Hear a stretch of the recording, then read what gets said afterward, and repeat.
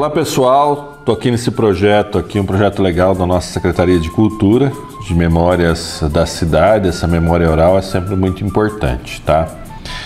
E a gente vai falar um pouco sobre a minha vida, e a minha vida se confunde um pouco, muito com a história recente aqui de Cordeirópolis. Eu nasci aqui em Cordeirópolis, sou nascido aqui, mais precisamente no bairro do Cascalho. Sou o terceiro filho e o caçula da família do meu pai, o Tinho Hortolã, que já é falecido, minha mãe, Antônia Paiola Hortolã, que está viva, graças a Deus, né? Já com 84 anos. E eu nasci aí no bairro do Cascalho em 7 de novembro de 1970, tá? 1970, o ano que o país aí enfrentava aí a ditadura militar, e o ano que o Brasil ganhou a Copa do Mundo. Aliás, o meu pai fazia filho só em época de Copa do Mundo, né? A diferença de 4 em 4 anos. A gente brincava em casa que ele comemorava a Copa do Mundo fazendo filho, tá? Meu pai, a gente sempre teve uma família muito humilde. Meu pai era pedreiro, trabalhava na Cerâmica Figueira, um período trabalhava no que hoje é Ramenzotti, chamava Papiros, minha mãe dona de casa. E a gente sempre morou de aluguel. Depois de muitos anos, meu pai conseguiu comprar a casa dele aqui em Cordeirópolis, aí a gente mudou de Cascalho para Cordeirópolis, tá? Três coisas se confundiram na minha vida e marcaram muito quando a gente fala da nossa história. São três coisas que aconteceram. A primeira delas é uma vivência na religião, tá? Junto lá à comunidade católica de Cascalho, onde eu fui coroinha, onde eu depois, já aqui em Cordeirópolis, participando da Pastoral da Juventude, coordenando a Pastoral da Juventude. Depois eu fiquei um período no seminário, estudando para padre. Eu voltei e aí continuei atuando na Pastoral da Juventude, depois na criação ali da comunidade de Santa Luzia, hoje Paróquia de Santa Luzia, e posteriormente aí na Pastoral da Família e Encontro Casais com Cristo. Outra coisa que marcou foram os estudos. Eu sempre fui uma pessoa muito dedicada aos estudos, gostava de ler, gosto de ler bastante, gosto de comprar livros, gosto de estudar.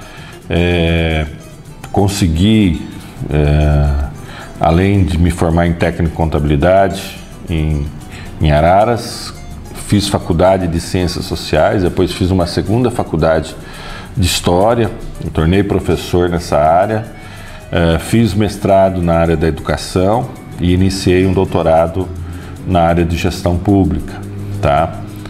Não sei se eu vou conseguir concluir porque as atividades como prefeito são muito complexas, né? Não dá muito tempo, mas é um sonho que ainda tenho aí na vida, e de terminar o doutorado, tá?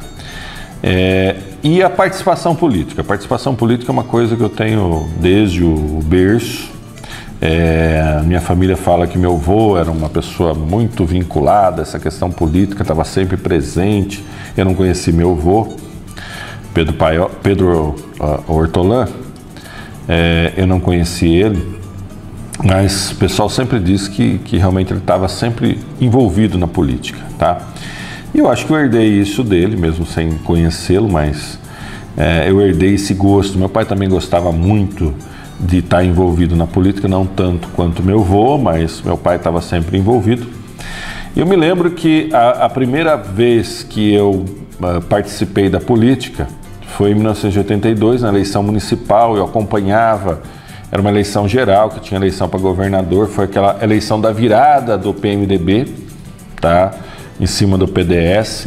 Aqui, eu criança, com 12 anos, ajudando aí na campanha do Geraldo Butião para prefeito, né? O Odair Peruque vice. Eu me lembro que o Odair ia em casa para discutir estratégias de campanha lá com meu pai e eu lá presente, lá, molequinho lá presente, lá, dando palpite também, ouvindo as conversas, adorava isso, adorava acompanhar, uma coisa diferente para uma criança de 12 anos, adorava acompanhar na televisão a apuração dos votos, os programas eleitorais. Então essa paixão por política é uma coisa desde criança, tá? E com a vivência na comunidade, principalmente naquela época, a vivência na Igreja Católica tinha uma tendência muito grande, das comunidades eclesiais de base, pastoral de juventude, muito forte a tendência da esquerda, e eu acabei me aproximando do PT, e aos 16 anos eu tirei meu título de eleitor e me filiei ao PT aqui da cidade, né? E também a gente começou uma participação junto ao movimento estudantil. Eu fui do Grêmio Estudantil, fui presidente do Grêmio Estudantil lá da minha escola, Colégio Canunciano em Araras. Fundei lá a União Municipal dos Estudantes Secundaristas em Araras, fomos fundadores. Depois, quando eu passei para a faculdade, fui do diretório acadêmico, fui vice-presidente do diretório acadêmico do ISCA. E quando eu fui na pós-graduação, eu fui presidente da Associação de Pós-Graduandos, que é os alunos de mestrado e doutorado da Unimep. Então, esse envolvimento sempre com as associações, com os movimentos, tanto o movimento estudantil, quando eu fui professor, me envolvi junto com a PUESP. Quando eu fui secretário da Educação, me envolvi com a Undime, que era a Associação dos Secretários de Educação, e agora com o prefeito, recriando a Associação dos Municípios de Pequeno Porte do Estado de São Paulo, e sendo vice-presidente da Associação Brasileira de Municípios. Essa sempre foi uma característica, tá? Eu nunca quis ser simplesmente um estudante, ou um prefeito, ou um secretário da Educação, sempre me envolvendo nesses movimentos de associativos, sempre tendo uma visão um pouco mais ampla. Essa era uma outra característica que me ajudou bastante, ajudou a ter uma certa projeção, tá? Mas voltando à questão política, eu tive esse período no seminário. Logo que eu saí do seminário, com 18 anos, eu recebi um convite, tinha acabado de fazer 18 anos, né? Fiquei de 16 a 18 anos no seminário. Eu recebi um convite do Odair Perucchi, que estava assumindo como prefeito aqui, estava terminando o mandato do Geraldo Butchon, de vir trabalhar no gabinete do prefeito, né? Ser oficial de gabinete naquela época. Então, eu entrei nos últimos dias do mandato do Geraldo Butchon no gabinete e assumi essa função junto com o Odair Perucchi, tá? Dentro de alguns meses, ainda com 18 anos, eu me tornei chefe de gabinete.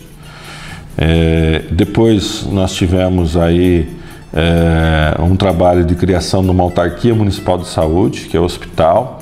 Eu fui também como diretor administrativo e alguns meses depois como diretor-presidente do hospital. Então, eu com 19 anos eu dirigia um hospital, né? Dirigi aqui o que hoje é o PAN, mas naquela época tinha maternidade, naquela época ele funcionava de uma forma diferente. Então, uma experiência rica, uma experiência precoce, quer dizer, com 19 anos já tinha uma experiência como chefe de gabinete, tinha uma experiência como diretor do hospital. Depois eu assumi também a coordenadoria administrativa da prefeitura e passei também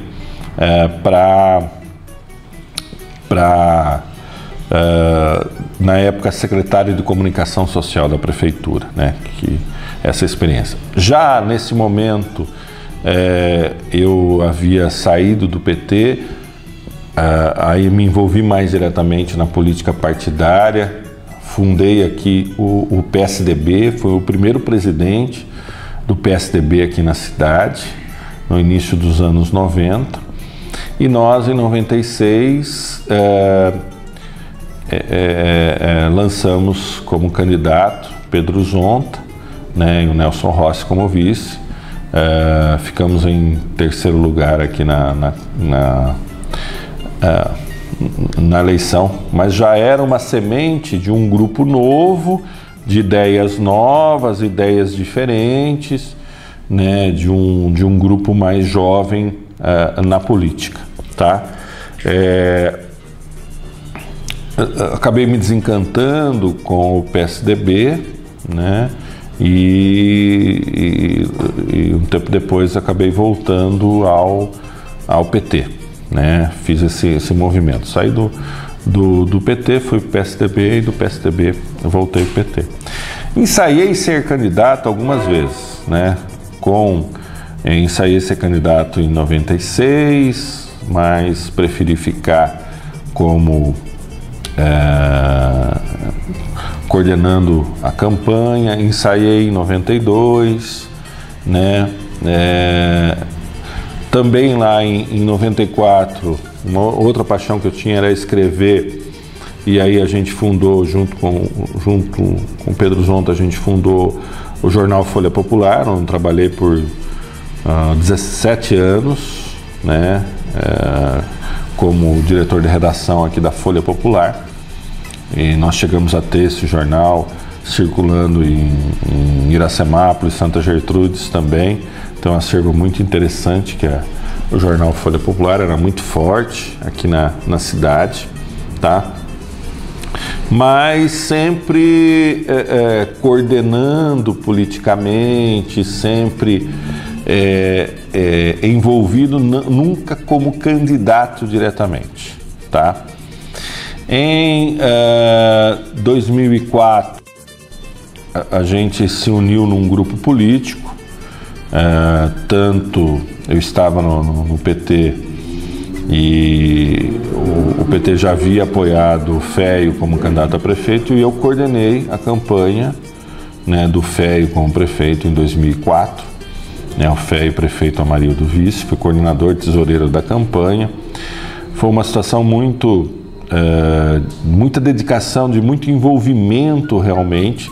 Foi uma campanha difícil, uma campanha em que eu me lembro muito bem, nós chegamos a estar 13 pontos de desvantagem. O Milton Witt era o candidato, o Elias estava apoiando o Milton Witt, tinha até uma boa avaliação de governo, tá? Mas havia um desejo, um sentimento de mudança na cidade.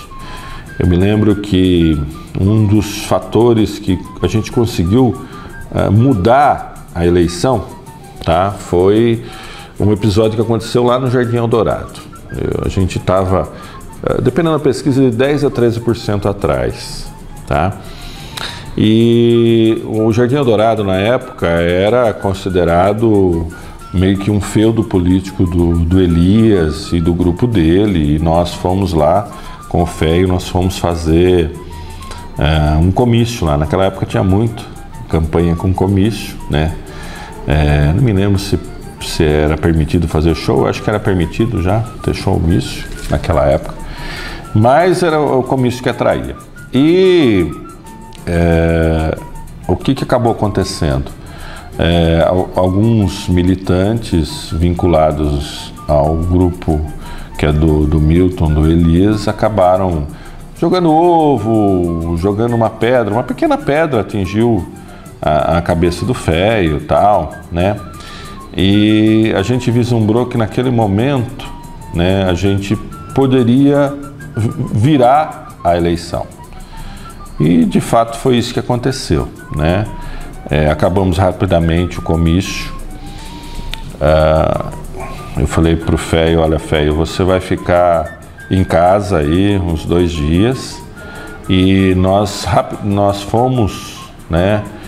Eu elaborei um boletim contando o que tinha acontecido, o episódio que tinha acontecido, tirando a questão da população do Jardim Eldorado, que era uma população ordeira, e tal, rememorando uma situação que havia acontecido na Câmara há um tempo atrás, que foi a votação das contas, o famoso 1º de maio, né?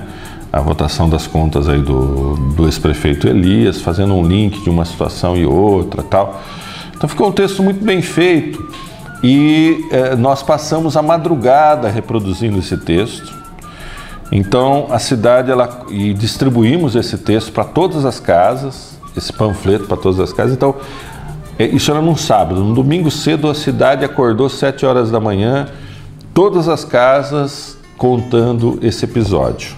Isso provocou uma certa comoção, e aí nós fizemos uma pesquisa. Uma semana depois a gente já tinha virado, já estava 10% à frente. Não vou dizer que foi isso que determinou a eleição do FEI, foi vários fatores que determinaram, mas isso daí acabou desencadeando um clima, fortalecendo esse clima de mudança aqui na cidade, tá?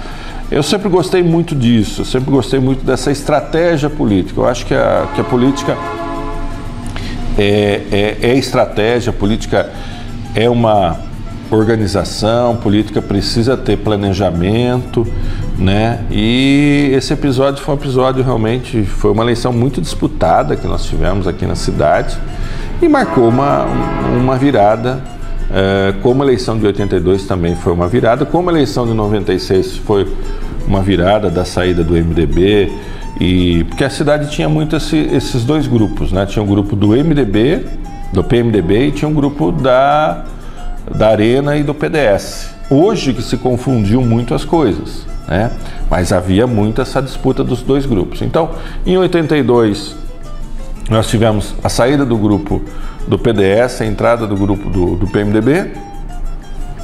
Em 96 se inverteu. Em 2004 se inverteu novamente, não como o PMDB fazia parte da coligação, mas como um grupo aí vinculado aí, que tinha participação aí do PT, tinha participação do que era o PPS e tinha participação do PMDB, tá? Bom, com isso eu assumi a função de secretário da Educação. Foi um governo que a gente recebeu muito recurso, né, do próprio, de um trabalho que o Elias havia feito, que é trazer a Nestlé, tá? Essa ampliação dos recursos vinculados aí à Nestlé ajudou muito, ajudou bastante a cidade. Então, eu me lembro assim que o orçamento da prefeitura era em torno de 16 milhões. No último ano do Elias foi para 30. No primeiro ano do FEI foi para 50. Então, em 2 anos, praticamente triplicou o orçamento da prefeitura. Então, realmente, a cidade ela teve uma nova dinâmica em termos de recurso financeiro a partir do recurso advindo da Nestlé, e depois o boom das cerâmicas também ajudou esse crescimento da arrecadação. Eu estive na administração do FEI como secretário da Educação, tinha uma participação muito forte também aqui no gabinete, praticamente dividia o tempo entre a Secretaria da Educação e a coordenação de várias áreas aqui da prefeitura, tá? Evidentemente, quando você assume essas funções, gera um pouco de ciúmes, né? Isso é normal, é natural que aconteça, tá? Depois veio a reeleição, foi uma reeleição bastante tranquila, né? Com os recursos que vieram aí por conta da Nestlé, várias obras foram feitas, então foi uma reeleição muito tranquila. Em 2010, finalmente eu tomei coragem e fui ser candidato.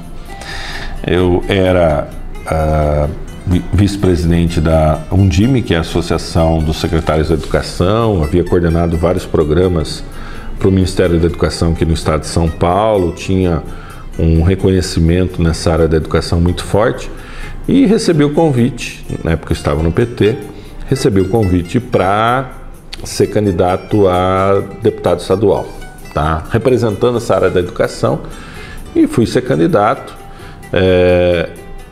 Tive uma conversa com o então prefeito Féio, havia um acerto muito forte, um apoio muito forte da parte dele para que ele fosse candidato. a despeito de que o partido dele tinha um deputado estadual, que é aqui da cidade, né, o Davi Zaia, uma pessoa nascida aqui, mas o prefeito Féio, na época, ele deixou muito claro que ele queria que os dois fossem candidatos a deputado. Ele achava que um atrapalhava o outro, porque evidentemente que o eleitorado de Cordeirópolis não define uma eleição de deputado, né? Isso não depende do eleitorado daqui para definir. Então, acabei saindo candidato a deputado estadual, com apoio do Féio, apoio do meu partido, do PT, e o apoio de muitos secretários de educação no estado de São Paulo e militantes da área da educação. No meio da campanha as coisas mudaram um pouco, né? Foi acontecendo algumas situações que foram mudando esse comportamento, né? Para quem conhece o ex-prefeito Féio sabe que é muito comum isso acontecer, quer dizer, uma hora pensa de um jeito, outra hora pensa de outro. E aquele apoio inicial à minha candidatura a deputado estadual se tornou, na verdade, uma manifestação contrária, uma campanha contrária à minha candidatura. E aí houve o rompimento do meu grupo político, né, com o grupo político dele, e aí a gente passou, eu tive um desempenho que eu considerei muito bom como candidato a deputado estadual. Tivemos aí 13.500 votos. Para você ter uma ideia, a cidade na época, a cidade inteira, Cordeirópolis, tinha 12.000 votos válidos. Então tive mais votos do que o eleitorado de Cordeirópolis, tá? Evidentemente não fui eleito, precisaria de pelo menos uns 25.000 votos para ser eleito. Naquela eleição não fui eleito, mas foi um desempenho muito bom, né? Fiquei muito satisfeito. Mas já não havia clima para eu voltar na administração municipal. Aí recebi um convite para ser... Eu já tinha tido uma experiência como coordenador pedagógico da Escola Jamil, era professor universitário na UNAR e professor universitário no Ângulo Claretiano, e também no Colégio Claretiano, Colégio Ângulo, e na Faculdade Claretiana em Rio Claro. Também tive uma experiência como professor da Unimep e recebi o convite para ser pró-reitor da UNAR, que é o Centro Universitário de Araras. Aceitei esse convite, né, fui ser pró-reitor lá, e recebi o convite também para assessorar, para compor a equipe do prefeito Ângelo Perugini em Hortolândia. Então, acabei me dedicando a esse trabalho em Hortolândia. Depois eu fui para a educação, também em Hortolândia, e esse trabalho aí como pró-reitor da UNAR em Araras. Foi natural o caminho de eu ser candidato a prefeito nas eleições de 2012 aqui em Cordeirópolis. Foi um caminho muito natural. Foi uma eleição também muito disputada. Nós tínhamos 3 candidatos principais aqui. A Cristina, esposa do Elias, tinha eu, que estava um pouco atrás nas pesquisas, e o Amarildo Zorzo, que era o vice do Féio. Foi uma eleição que eu me lembro que chegou uma semana antes da eleição, a gente recebeu uma pesquisa, teve acesso a uma pesquisa que estava 30% para mim, 30% para a Cristina e 30% para o Amarildo. Quer dizer, uma eleição extremamente disputada, tanto que a diferença entre o primeiro e o terceiro colocado foi uma diferença aí de menos de 700 votos. Eu tive uma diferença de 300 e poucos votos, fiquei em segundo, e o Amarildo acabou sendo eleito prefeito, tá? Mas tanto o desempenho da eleição de 2010 quanto o desempenho da eleição de 2012 me projetavam como um candidato muito forte na eleição de 2016. Neste momento houve uma mudança do quadro político do país, né, com toda essa situação que envolveu o PT, o desgaste que envolveu o PT, né, e eu conversei com o pessoal do PT, eles entenderam que não havia sentido de que eu fosse candidato pelo PT e acabei voltando à minha origem de infância, né? Acabei me filiando ao MDB, né? Meu terceiro partido que eu acabei me filiando ao MDB e estou aqui no MDB. A eleição de 2016 foi uma eleição muito, eu digo, bastante tranquila, né? Foi uma eleição em que a gente começou num patamar aí de 40% de intenções de voto, terminamos com 51% de intenções de voto. Então, uma eleição assim que a gente se preparou, se estruturou. O grupo que estava no governo se dividiu em 3 candidaturas, né? O Amarildo não conseguiu congregar o apoio do ex-prefeito Féio e o apoio do seu vice, que é o Wilson Diório, né? Tinha o Christian também que foi candidato, mas basicamente daquele grupo lá que nos derrotou 4 anos antes, saíram 3 candidatos. Naquele momento que houve essa definição da minha candidatura e a candidatura desse grupo que havia nos derrotado, se dividindo em 3, praticamente ali a eleição já estava definida, e aí foi uma campanha que a gente trabalhou muito para manter o eleitorado, para manter, vamos dizer assim, as intenções de voto que a gente teve, né? Então essa configuração realmente ajudou bastante, tá? Entrando na prefeitura, a gente se deparou com uma situação muito complicada. Por quê? Cordeirópolis, e agora eu vou entrar numa segunda parte que eu vou falar especificamente da administração, desses 4 anos e meio como prefeito aqui de Cordeirópolis, tá? Antes de entrar nessa parte da administração, 2020 fomos candidatos à reeleição, eu e a Fátima, né? Uma pessoa que a gente se conviveu muito bem e convive muito bem, tanto quando era vereador, agora como vice, uma pessoa muito tranquila, a gente se complementa, né? A Fátima, ela tem um estilo de atendimento, principalmente nas questões dos projetos sociais e atendimento individual, e eu tenho um estilo muito mais gerencial, muito mais de grandes projetos, então acaba tendo uma união, um interesse, uma união interessante aqui. A reeleição também foi uma reeleição relativamente tranquila, né? Lógico, toda eleição você tem que trabalhar, tá? Mas nós ganhamos muito bem, tá? Com mais de 60% dos votos. Agora eu quero falar um pouquinho desses 4 anos e meio de administração. Como que a gente encontrou a prefeitura? Cordeirópolis, a prefeitura foi perdendo durante os anos aquela bonança que a gente teve com a vinda da Nestlé. Tá? O recurso adicional que veio com a Nestlé era um recurso que seria suficiente para que a gente pudesse desenvolver os grandes projetos da cidade sem depender de recursos externos. Que grandes projetos seriam esses? Basicamente, a cidade tem um problema de infraestrutura, principalmente na questão de saneamento, e um problema de mobilidade urbana. E um terceiro problema que é uma questão habitacional, tá?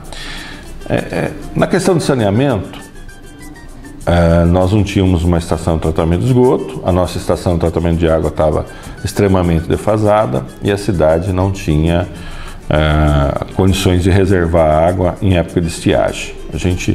A gente está numa situação, a gente está num ponto que é um ponto alto da bacia.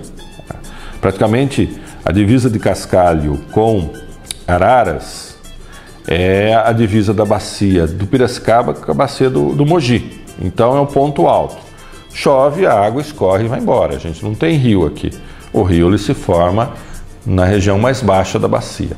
Então, nós dependemos muito da reserva de água em reservatórios.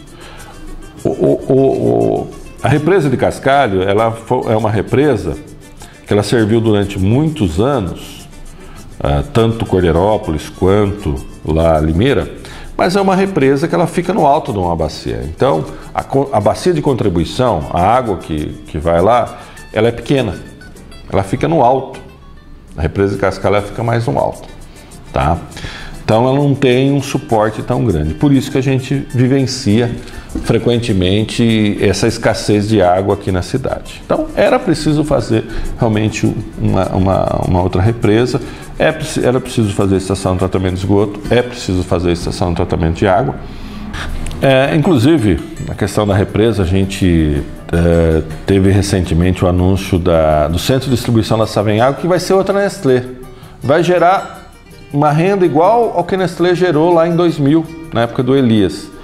E uma das coisas que o Chalim Savenhago, que é o dono da Savenhago, antes de fechar o negócio, de comprar a área, me perguntou era justamente essa questão do abastecimento de água, justamente essa questão, porque eles pesquisam, né? Essa questão do esgoto e tal. E aí a gente mostrou a obra sendo feita, a estação de tratamento de esgoto, a estação de tratamento de água, e aí foi talvez o pontinho que faltava para eles terem fechado o negócio, e a gente tem a expectativa que quanto antes eles construam o centro de distribuição aí da Savenhago, como também tem outras empresas aí já investindo aqui na nossa cidade, que essa cidade com essa nova represa vai se desenvolver mais ainda do que já é. E a questão viária, apesar de a gente ser cortado pelo Washington Luiz, pela Anhanguera, pela Bandeirantes e por uma ferrovia, isso em termos de mobilidade urbana é bastante complicado, porque você tem barreiras naturais, tá, de acesso de um lado ao outro. É a mesma coisa que uma cidade ser cortada por 3, 4 rios.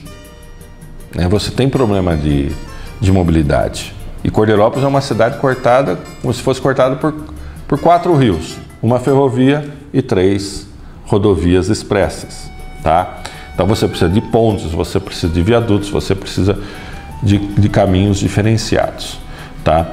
E aí a gente percebe que, principalmente por conta da produção industrial que a gente tem, é uma cidade muito rica, que tem uma produção industrial muito grande, mas o trânsito ele é afunilado, né? Tanto é que você tem um grande movimento na Avenida Presidente Vargas, na Rua José Moreira, você tem um grande movimento na Toledo Barros, na 7 de setembro, nos 2 viadutos centrais, mas você tem ruas próximas que são praticamente desertas, tá?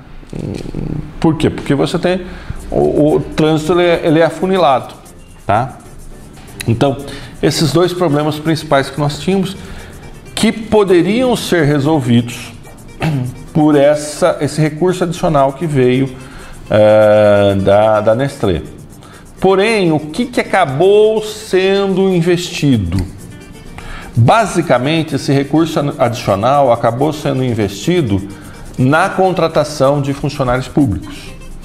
Tanto é que quando nós entramos, a cidade de Cordeirópolis, ela tinha, quando assumimos a prefeitura em 2017, a cidade de Cordeirópolis, ela tinha 1.370 funcionários públicos concursados, para uma cidade de, na época, 23 mil habitantes. Era muita coisa. O índice de gasto com pessoal chegava a 57% do orçamento. Quer dizer, praticamente o recurso da prefeitura ia para gasto com o pessoal. Por quê? Porque foi se contratando, tá? E um outro indicador da saúde financeira do município é a capacidade de investimento. A capacidade de investimento da prefeitura de Cordeirópolis era de 1% do seu orçamento. Muito pouco, muito pouco. Então, o trabalho, além disso, quando você tem muita gente trabalhando, não quer dizer que você tem eficiência do serviço público, muito pelo contrário. Porque se você tem num lugar 4 pessoas para um serviço que poderia ser executado por 2 pessoas, provavelmente uma vai deixar para outra e ninguém vai fazer. Então havia um atraso na administração pública, havia um inchaço da máquina pública, havia muita confusão de funções, tá? Então os 2 primeiros anos nossos foram anos para ajustar a casa, através de redução de cargos comissionados, através de programa de demissão voluntária, através de redistribuição, através de mudança administrativa, a gente colocar cada um no seu lugar, reduzindo lentamente o pessoal. Tanto é que a prefeitura de 1.370, hoje ela tem pouco mais que 1.000 funcionários concursados, 1.000 funcionários entre concursados e comissionados, quer dizer, a gente teve uma redução muito grande, tá? Sem grandes traumas relacionados a isso. E nós conseguimos ajustar as secretarias, o trabalho de cada secretaria, porque o que aconteceu é o seguinte: a pessoa que cuidava, por exemplo, de algum serviço urbano, ela se reportava muitas vezes diretamente ao prefeito e não ao secretário dele da pasta. Eram situações assim muito complexas, né? Não havia um organograma, não havia uma organização administrativa aqui na prefeitura. Então, no primeiro momento, foi o momento da gente ajustar as coisas, tá? Ter um atendimento um pouco mais profissional. Ainda a gente não chegou no patamar que eu gostaria que chegasse. Mas uma coisa que simboliza o atraso administrativo que a Prefeitura de Cordeirópolis tinha é que o atendimento, as pessoas eram atendidas num guichezinho da meio-dia às 5. Hoje são atendidas numa central de atendimento, sentadas o dia todo, tem um aplicativo para atendimento, que as pessoas podem solicitar os seus requerimentos via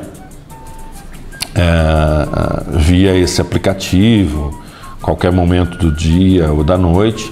Mas, na época, é essa situação que a gente se defrontava, tá? Então, depois de feito esse ajuste geral, em termos administrativos na prefeitura, nós optamos por fazer com que, ao invés de construir coisas novas, recuperar e dar a manutenção em tudo que a gente tinha.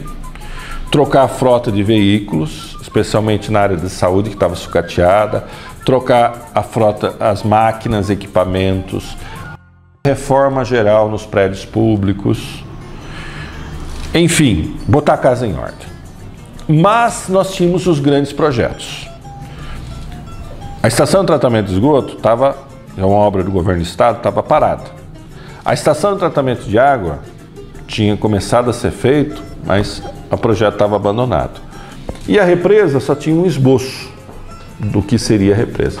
Então, nos fixamos nessas 3 grandes obras, retomamos a estação de tratamento de esgoto, concluímos a estação de tratamento de esgoto, que está operacional neste momento.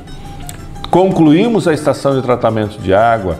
Nesse momento da entrevista, nós estamos iniciando o tratamento, a distribuição de água tratada no bairro do Cascalho, e botamos o projeto da represa para frente, desapropriando, indo atrás de recurso, fazendo a licitação, iniciando a obra, e nesse momento da entrevista a obra está em torno de 40%, e se Deus quiser, em 2 anos, quando a cidade fizer 75 anos, em junho de 2022, a gente vai entregar ela pronta, concluída e cheia, tá?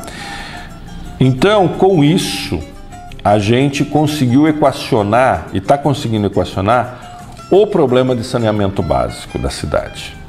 E esse problema de saneamento básico, gente, ele tem uma relação direta com outros dois fatores que são problemáticos na cidade. O primeiro deles é a questão da habitação, porque com a estação de tratamento de esgoto, com água disponível, nós podemos ampliar a cidade. E um outro fator é um fator relacionado com a disponibilização de mão de obra. As pessoas se mudam para Cordeirópolis, elas se mudam não porque tem casa própria, elas se mudam principalmente por questão de emprego. Você muda de uma cidade para outra por questão de emprego. Aqui em Cordeirópolis existe uma disponibilização de empregos inclusive qualificados. Nós temos, diferentemente de uma cidade pequena, a gente tem uma situação em que não é uma cidade dormitório, muito pelo contrário. Pessoas de fora trabalham aqui, nas empresas aqui da cidade, gostariam de morar aqui, mas não tem disponibilização de habitação a um custo que elas encontram nas cidades da região, tá? E então hoje a gente tem esse desequilíbrio, ou seja, a pessoa trabalha aqui, ganha dinheiro daqui, mas como ela mora fora, ela gasta fora, tá? Então a gente precisa criar esse equilíbrio. E a represa, a estação de tratamento de água, a estação de tratamento de esgoto, com o tempo a gente vai ter um crescimento populacional que vai devolver o equilíbrio populacional que a cidade precisa, tá? A cidade ela gera emprego, ela gera riqueza, mas a sua população é menor do que aquilo que nós precisamos ter aqui na cidade, tá? Isso é uma questão elementar de economia, né, que se tem, e eu acredito que isso, dentro de poucos anos, a gente vai chegar nesse equilíbrio com essa represa. Então, a questão da represa, gente, não é só o abastecimento de água, não é só a garantia que as pessoas não vão ter falta de água mais em casa. É uma questão também de desenvolvimento econômico, é uma questão de futuro para a cidade, tá? E outra questão é do anel viário. Nós agora estamos, é uma ideia muito antiga do anel viário e tal. Uma parte do anel viário tinha sido feita, uma pequena parte. A gente agora, com o prolongamento da Presidente Vargas, está fazendo outra parte, mas a parte maior do anel viário, a gente está nesse momento encerrando o processo licitatório para a contratação do projeto, e é algo que a gente quer entregar à população. Com certeza eu, como prefeito, não vou ver esse anel viário concluído até o final da minha gestão, mas eu quero deixar o projeto pronto, eu quero deixar a licitação pronta, os recursos garantidos, o início da obra, ou pelo menos um ou outro trecho já concluído desse anel viário, que eu acho que ele é muito importante para o futuro da cidade, tá? Além disso, a gente teve investimentos e desenvolvimento em diversas áreas, né? Por exemplo, na área da educação, a gente conseguiu recursos para uma nova escola, está fazendo uma nova creche, mas muito mais que isso, a gente modernizou a educação com o convênio com o Google for Education, quer dizer, é uma nova dinâmica educacional.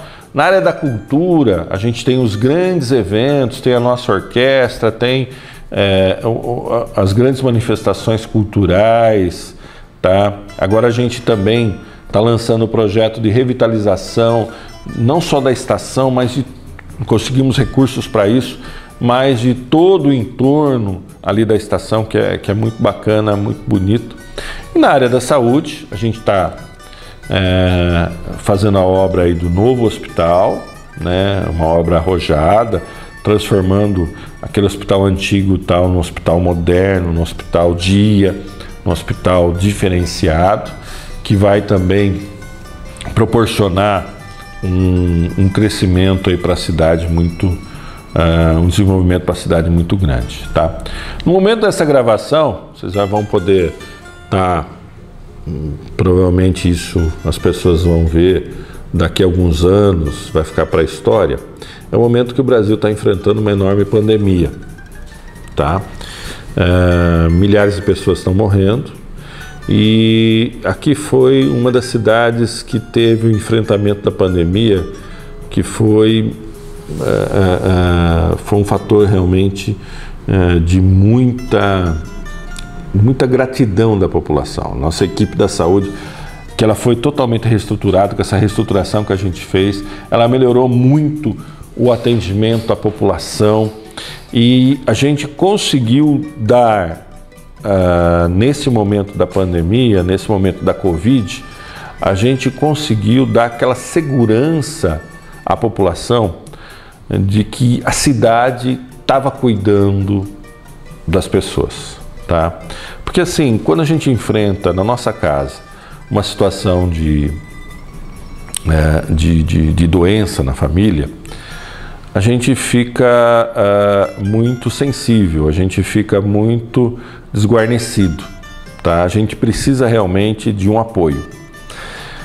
E essa pandemia da Covid é esse sentimento que às vezes tem uma outra família quando você tem uma doença grave, a sociedade brasileira teve, tá? E o que a Prefeitura de Cordeirópolis, através dos seus órgãos, o que a saúde conseguiu fazer é proporcionar à população um sentimento de segurança, né? Um sentimento de que tem um porto seguro, tem alguém que vai cuidar da gente, tá?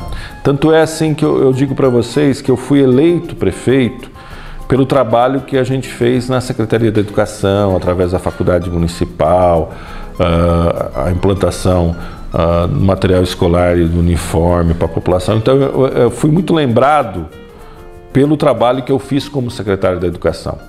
Então eu digo assim que foi a educação que me elegeu prefeito, tá? Que nos elegeu, eu e a Fátima prefeito. Tanto é que naquele momento as pessoas perguntavam: Dinan, você vai voltar lá, vai voltar à Faculdade Municipal? Então a educação foi o grande motor para me eleger prefeito. Agora, a reeleição foi a saúde.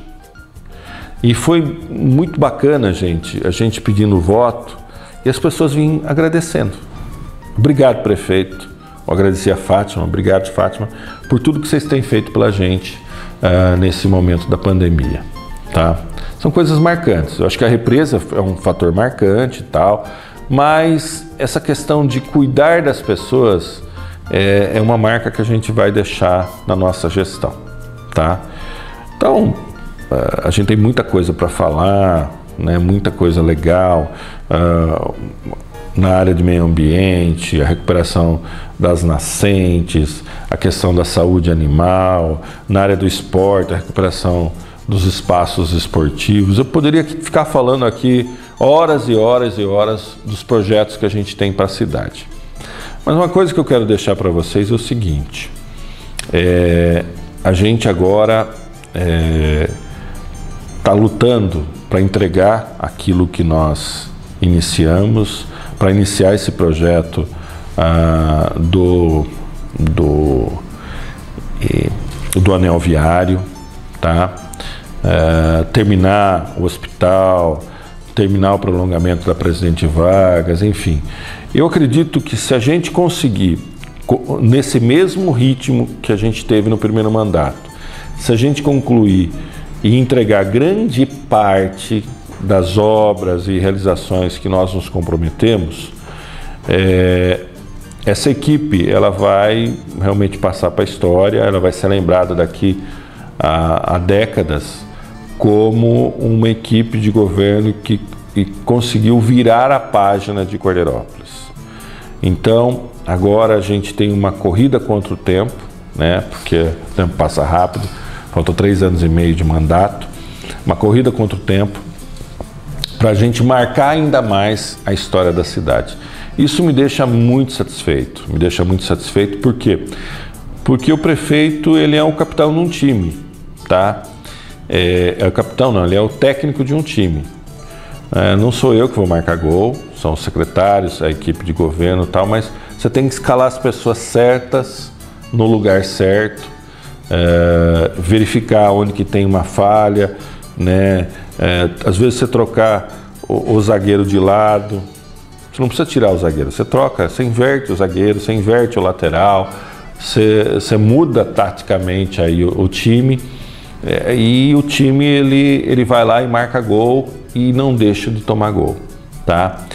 Nós tivemos momentos difíceis no nosso mandato, tá? Momentos aí de bastante tensão no nosso mandato, mas a gente tem certeza que a gente está conseguindo entregar à população muitos presentes e entregar à população aquilo que ela merece, tá? Que é realmente...